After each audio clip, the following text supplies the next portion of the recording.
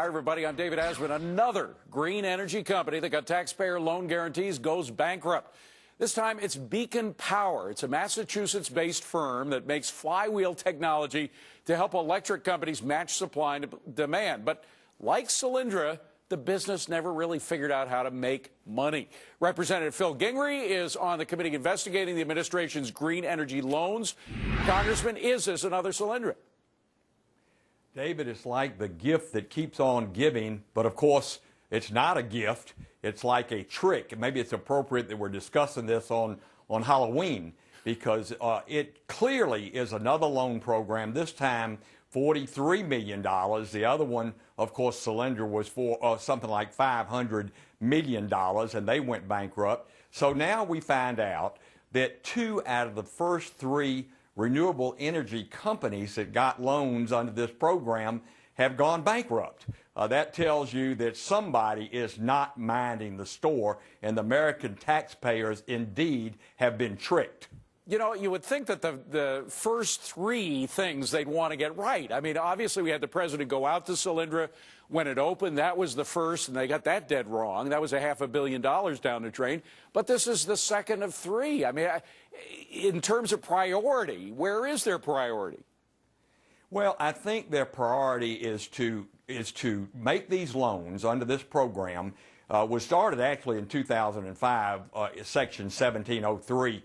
Now these loans under the Obama administration of 1705.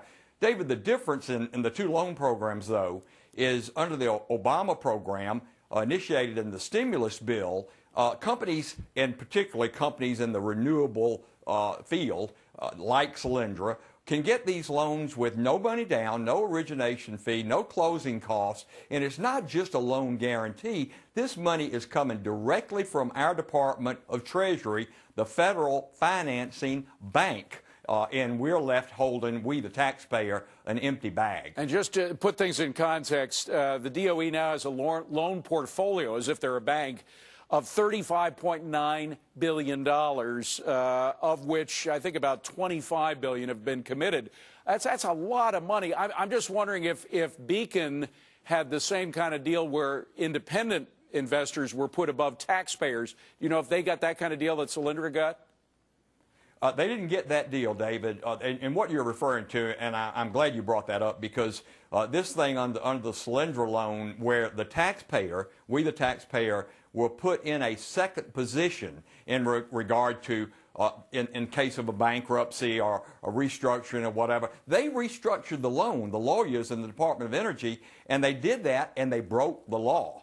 And we want to find out that, indeed, the Treasury Department wants to find out. And that's why, of course, the Justice Department is filing a case, it looks like, against Solyndra, subpoenaing and getting all their records. I don't think that happened in this smaller loan to Beacon Power. But certainly we want to know who knew what and when, and were they heavy donors? Was there a political reason, like there was obviously in Solyndra?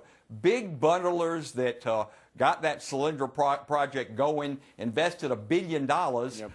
But they had been big donors to President, then Senator candidate Obama in 2008, and it sure makes you think that as you unpeel the layers of this onion, your eyes start watering and things don't smell very good. Right. Well, it's cronyism, and it's hopefully a lot of this will come up with a hearing with the Defense Secretary, Mr. Chu.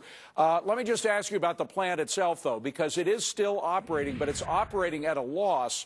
Is there any chance that that they're going to be able to sell this thing? I mean, frankly, I can't imagine too many buyers wanting to buy a factory that operates at a loss. Well, that's a good point, too, and the press releases that I've read from the company, they're saying that the difficulty of this loan they got from we the taxpayer on this loan program, because they had to put some money in cash reserve in an escrow account in the event that they went belly up, that at least the taxpayer would get some of the money back. They're saying that put them in a position where they couldn't borrow any more money in the commercial market.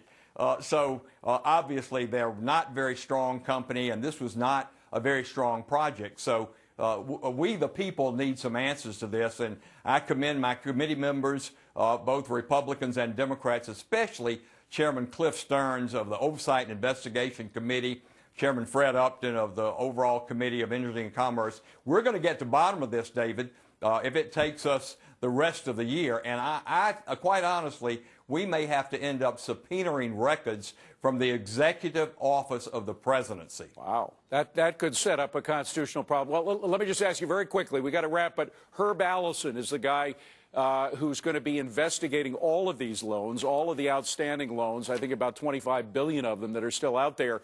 Do you have faith in his investigative ability? He's worked both for Republicans and for Democrats. It's a good question that I can't answer right now. I don't know him. I certainly will find out next week. Okay. Phil Gingrey, great to see you again, sir. Thanks for joining us. Appreciate it. Thank you, David. Well, the Beacon Power bankruptcy